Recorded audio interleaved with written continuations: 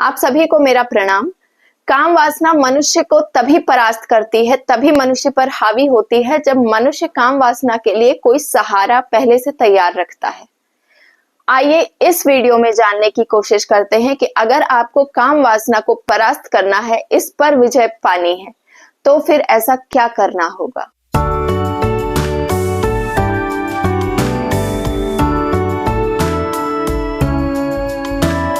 देखिए, बहुत सीधी सी बात है कि काम वासना के लिए अगर कोई आश्रय नहीं है तो ये उठेगी, बहुत वेग से उठेगी और धीरे धीरे शांत होकर बैठ जाएगी, आपका मन भी शांत हो जाएगा। अब अगर मैं आश्रय की बात कर रही हूं तो यहाँ पर आपको बता दूं कि काम वासना के लिए दो आश्रय होते हैं और इन्हीं दोनों के द्वारा वो मनुष्य पर हावी होता है। वो दो आश्रय हैं क्रिया और व्यक्ति। कोई व्यक्ति यानी कि जिससे आपका संबंध है, आप जिसका चिंतन करते रहते हो। क्रिया मतलब उस व्यक्ति के साथ आप क्या क्रिया कर रहे हो, उस क्रिया का चिंतन। तो यहाँ पर आपको ये समझना है कि काम वासना एक चिड़िया के जैसे है, ठीक है। और आश्रय मतलब ये क्रिया और व्यक्ति, ये दो आश्रय हैं। तो ये आश्रय पहले से ही काम वासना के लिए एकदम स्टेबल रहते हैं कि ठीक है, तुम उड़ो और फिर अंततः तुम्हें मेरे पास ही आना है। तो यहाँ पर आपको क्या करना है, जो आश्रय है उसको हटाने का काम करना है, ताकि ये चिड़िया आसमान में तो उड़े। मतलब मन में विचार आएगा काम वासना का, ऐसा नहीं है कि आप पूरी तरह से निर्विकार हो जाओगे, लेकिन उसका अगर कोई आश्रय नहीं रहेगा तो ये आसमान में कितनी देर तक उड़ेगा। ये उड़कर वापस से बैठ जाएगा, आपका मन शांत हो जाएगा। लेकिन अगर आपने पहले से इस काम को आश्रय दे रखा है तो ये उड़कर वहीं जाएगा और बार बार जाएगा। फिर आपकी ये शिकायत होगी कि मैं तो कोशिश बहुत करता हूं या करती हूं पर कंट्रोल नहीं होता है। चलिए और सिंप्लीफाई करके मैं बताती हूँ कि मान लीजिए आपका कोई गर्लफ्रेंड है या बॉयफ्रेंड है, तो वो व्यक्ति आपकी लाइफ में आपका आश्रय का काम कर रहा है, काम वासना का आश्रय। तो आपके मन में अगर उससे रिलेटेड जो चिंतन होगा कि मतलब बॉयफ्रेंड के साथ कोई रिलेशन बना लूं या फिर कोई लश्यर की भावना, ऐसा कुछ आएगा, कोई भी क्रिया, कोई भी बात, तो आपके मन में जल्दी से ये भावना उठेगी कि चलो उससे मिल लेते हैं। क्यों? क्योंकि वो आपके काम वासना से रिलेट कर रहा है। आपके मन में वो काम का वेग उठा और आपका मन कहाँ ले गया, आपको उस व्यक्ति के पास ले गया। फटाक से मन में विचार आएगा कि चलो मिलते हैं।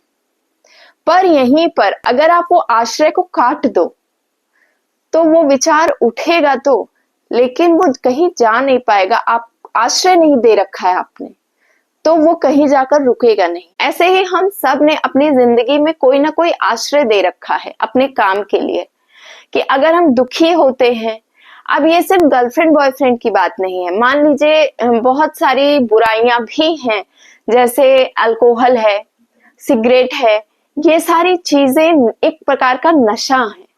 और जब इसकी लत मनुष्य को लग जाती है, क्योंकि बुराइयां सबसे पहले अट्रैक्ट करती हैं, तो जब इसकी लत मनुष्य को लग जाती है ना, तो मनुष्य के दिमाग में कोई भी दुख हो गया तो भी सबसे पहले वही आश्रय काम आता है कि यार चलो थोड़ी देर भुलाते हैं, पीते हैं। पर अगर आप खुश हो तो भी सबसे पहले वही याद आएगा कि चलो सेलिब्रेट करते हैं। बस मायने बदल जाएंगे कि दुख को भी आप भुलाने की कोशिश कर रहे हो और सुख को सेलिब्रेट करने की कोशिश कर रहे हो, पर आश्रय आपके काम का वही सेंटर पॉइंट है, ठीक है। तो आपको वो आश्रय को ही हटा देना है। जब आप वो आश्रय हटाओगे, क्रिया हो चाहे व्यक्ति हो, यहाँ पर ये अल्कोहल सिगरेट एक तरह की क्रिया हो गई, और अगर यहीं पर कोई व्यक्ति ऐसा हो गया खास आपके लाइफ का, जो आपके दुख में, आपके सुख में, आपके हर एक चीज में सबसे ज्यादा इन्वॉल्वमेंट रखता है, और आप सबसे पहले वही आश्रय लेते हो अपने हर एक चीज के लिए, तो वो व्यक्ति आपके काम का आश्रय हो गया। तो आप यहाँ पर क्या कर रहे हो कि अपने चिंतन के द्वारा उस आश्रय को, चाहे वो क्रिया हो चाहे वो व्यक्ति हो, उस आश्रय को संभाल कर रखे हुए हो। उस आश्रय पर ही आश्रित हो आप अपने हर एक चीज के लिए, तो आपको जिंदगी में और कुछ याद ही नहीं आता है। आप इतने सांसारिक हो कि आपको दौड़ के, आपको भाग के, आप सारे प्रयत्न करके वापस से आके उसी पे टिक जाते हो।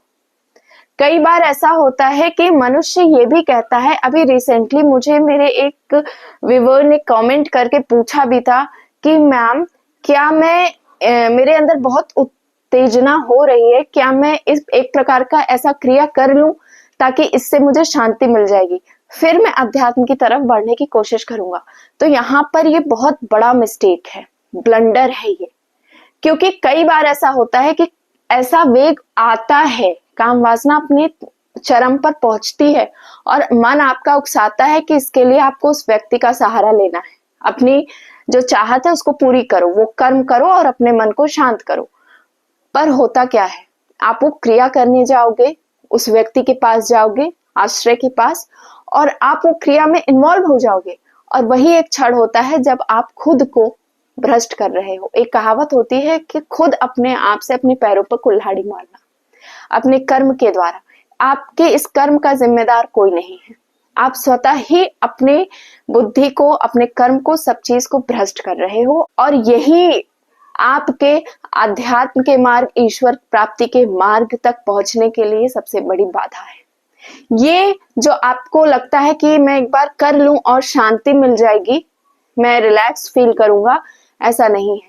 क्योंकि बुराइयां या बुरी चीजें जो अट्रैक्ट करती हैं, ये कभी किसी को शांत नहीं करती हैं, ये किसी सबको प्रवोक करती हैं।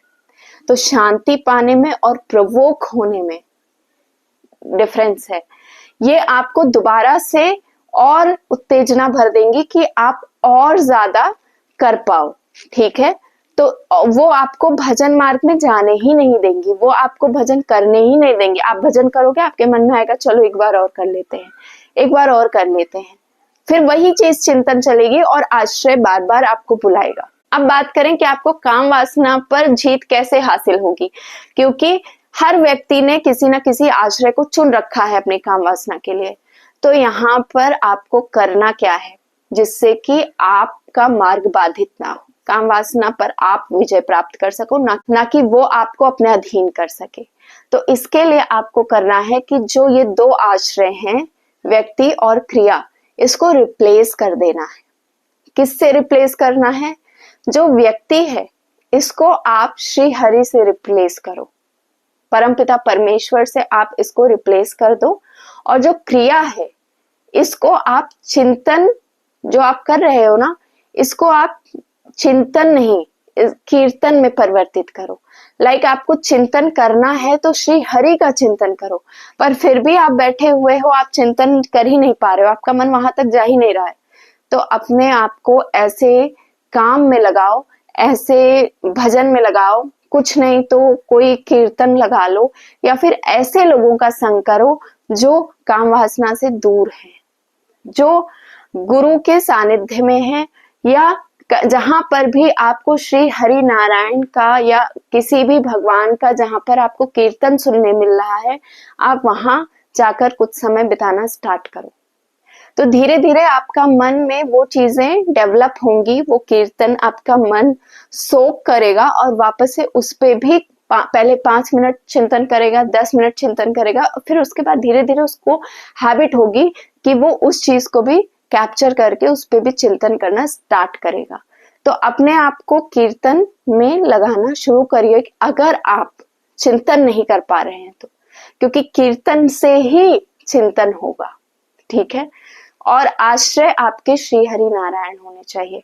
मान लीजिए कि आपका एक हाथ है, वो आश्रय है, तो आपको ये आश्रय ही काट देना है, और ये जानबूझकर आपको करना ही है।